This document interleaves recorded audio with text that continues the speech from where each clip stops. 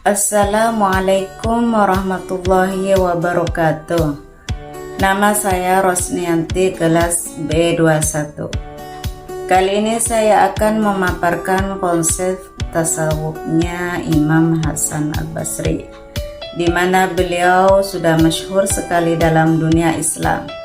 Saya tertarik untuk mengutarakan konsep ajaran tasawufnya karena beliau termasuk tabi'in yang sangat luar biasa dalam keilmuannya.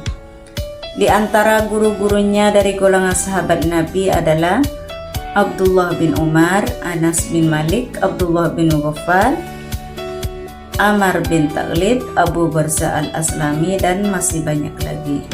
Menurut Ibnu Hibban, Syekh Hasan Al-Basri telah menimba ilmu kepada 120 tokoh dari golongan sahabat. Hasan Al-Basri 642 sampai 728 Masehi adalah salah satu tokoh penting dalam sejarah tasawuf Islam yang dikenal karena kesalehannya, keilmuannya, dan pengaruhnya yang besar dalam pengembangan tasawuf. Salah satu tokoh penting dalam dunia Islam adalah Imam Hasan Al-Basri. Ia adalah seorang ulama sufi yang banyak dinukil petuah-petuah bijaksananya. Bila dirunut dari latar belakang keluarganya, Hasan Al-Basri bukanlah anak seorang raja ataupun kalangan tokoh terpandang, melainkan hanya seorang anak dari hamba sahaya milik Zaid bin Sabit. Ayah Hasan Al-Basri bernama Yasar, berasal dari daerah Maisan, pinggiran kota Basrah di negara Irak. Dahulu daerah Maisan ditaklukkan umat Islam pada tahun 12 Hijriah di bawah kepemimpinan Panglima Khalid bin Walid. Sedangkan ibunya adalah hamba sahaya milik Ummu Salamah, istri Rasulullah. Sejak kecil Hasan Al-Basri telah mendapatkan berkah doa dan kasih sayang dari para kekasih Allah. Pernah suatu ketika di masa balita, ia ditinggal bekerja oleh ibunya. Iba melihat Hasan Al-Basri kecil menangis, maka Ummu Salamah, istri Rasulullah, pun menimangnya serta menyusuinya. Begitu juga ketika ia masih kecil, Umar bin Khattab mendoakannya, "Ya Allah, ajarkanlah ilmu agama kepada anak kecil ini dan buatlah umat mencintainya." Dikutip dari Syekh Samsuddin Ad-Dhahabi dalam kitab Syiar A'lam An-Nubala.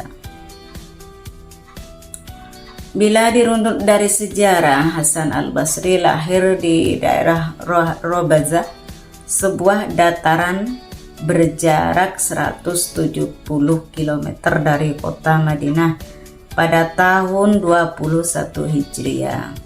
Kemudian ia dibawa keluarganya ke kota Madinah dan menetap di rumah Ummu Salamah, istri Rasulullah.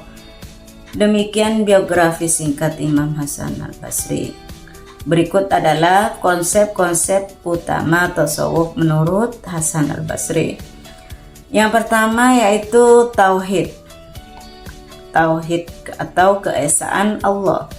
Hasan Basri sangat menekankan pentingnya tauhid, yaitu keyakinan yang murni dan tak tergoyahkan akan keesaan Allah. Menurutnya, semua amalan harus dilandasi dengan keyakinan bahwa hanya Allah yang patut disembah dan dimintai pertolongan. Yang kedua, takwa atau kesalehan. Takwa merupakan inti dari ajaran Hasan Basri. Ia menekankan bahwa seorang muslim harus selalu hidup dalam kesadaran penuh akan pengawasan Allah dan berusaha menjauhi segala bentuk dosa. Takwa melibatkan pemenuhan kewajiban agama serta menjaga diri dari hal-hal yang dilarang. Yang ketiga yaitu zuhud atau asketisme. Hasan Al-Basri dikenal sebagai seorang zahid, yang berarti hidup dalam kesederhanaan dan tidak terikat pada kesenangan duniawi. Baginya, zuhud bukan berarti meninggalkan dunia sepenuhnya, tetapi hidup dengan pandangan bahwa dunia hanya sementara dan yang abadi adalah kehidupan akhirat. Yang keempat, sabar atau kesabaran. Sabar adalah kunci dalam menghadapi ujian dan cobaan hidup. Hasan Basri mengajarkan bahwa seorang mukmin harus memiliki kesabaran dalam berbagai keadaan, baik dalam ketaatan kepada Allah, menghadapi musibah, maupun dalam menjauhi maksiat. Yang kelima, syukur atau rasa syukur. Syukur adalah sikap yang harus selalu ada dalam diri seorang mukmin.